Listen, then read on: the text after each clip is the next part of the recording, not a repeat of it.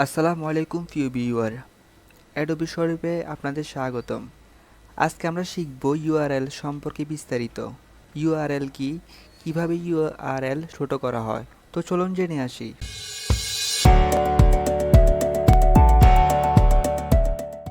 প্রথমত হলো ইউআরএল কি। ইউআরএল হলো ইউনিফর্ম রিসোর্স লোকেটরস, অর্থাৎ নির্দিষ্ট কোনো বিষয়কে স্বতন্ত্রভাবে বের করার জন্য যে লিঙ্কটি ব্যবহার করা হয় তাকে ইউআরএল বলে। ইউআরএল এর মাধ্যমে আমরা আমাদের সঠিক বিষয়টিকে ইন্টারনেটে খুব সহজে খুঁজে পেয়ে থাকি। যেমন আমি এখন ইউটিউব দেখব। ইউটিউব দেখার জন্য ব্রাউজারে আমি ইউটিউব লিখে সার্চ দিব। আমরা দেখতেছি যে এখানে ইউটিউব লেখার পরও ইউটিউব চ্যানেল আসে নাই। তার মানে ইউটিউবকে শনাক্ত করার জন্য যে ইউআরএল ব্যবহার করতে হয় সেটা আমরা ব্যবহার করিনি। এখানে ইউটিউবের উপরে দেখা যাইতেছে www.youtube.com।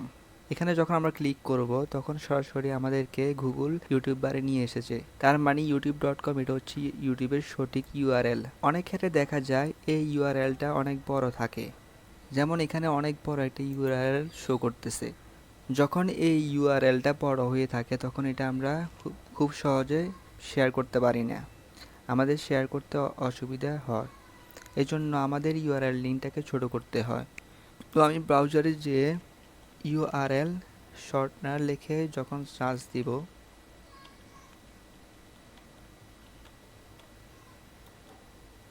তখন আমাদের বিভিন্ন ওয়েবসাইট শো করতেছে।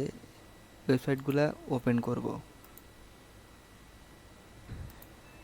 যেমন এখানে একটা ওয়েবসাইটে শর্ট ইউআরএল, এখানে আমাদের ইউআরএলটা পেস্ট করতে বলতেছে, পরবর্তীতে এটা আমরা শর্ট করতে পারবো। তো আমি উদাহরণ হিসেবে ফেসবুক প্রোফাইলে যে ইউআরএল আছে সেটাকে আমরা ছোট করে দেখব। তো আমি ইউআরএলটাকে Ctrl+C দিয়ে কপি করলাম। কপি করার পরবর্তীতে ইউআরএল ওয়েবসাইটে যে Ctrl+V দিয়ে পেস্ট করব। এখানে শর্টেন ইউআরএল দেখতেছি। এখানে ক্লিক করার পরবর্তীতে আমাদেরকে এই ওয়েবসাইটটা অটোমেটিকলি একটা ছোট ইউআরএল দিতেছে। এই ছোট ইউআরএলটাকে আমরা কপি ইউআরএলে ক্লিক করব এবং পরবর্তীতে আমরা গুগলে যেয়ে পেস্ট করব Ctrl+V দিয়ে। পেস্ট করার পরে যখন সার্চ করব তখন আমরা আমাদের সেই ফেসবুক প্রোফাইলটাই শো করতেছে। আর যখন আমরা আমাদের ইউআরএলগুলোকে ছোট করব তখন আমরা খুব সহজে এটাকে ব্যবহার করতে পারবো, অন্যজনের কাছে শেয়ার করতে পারবো।